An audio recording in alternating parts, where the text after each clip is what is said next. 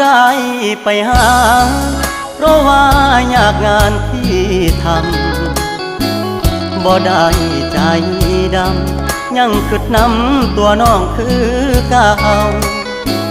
บ่ได้เปลี่ยนไปหัวใจอ้ายยังห่วงเจ้า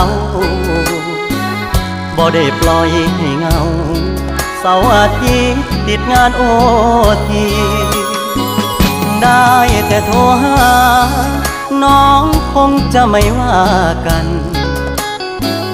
บอกเคยเปลี่ยนพันสัญญาหากมันคนดี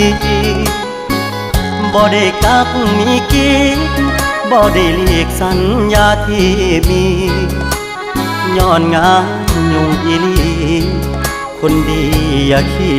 ยดอายเด้อขอหาสุมือ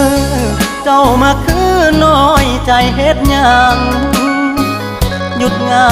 นวันวางจะเดินทางเพื่อไปพบเจออย่ามาสงสัยว่าอายมีใครแทนเธอหักมันเสมอบอกเคยเพลอสิคิดนอกใจ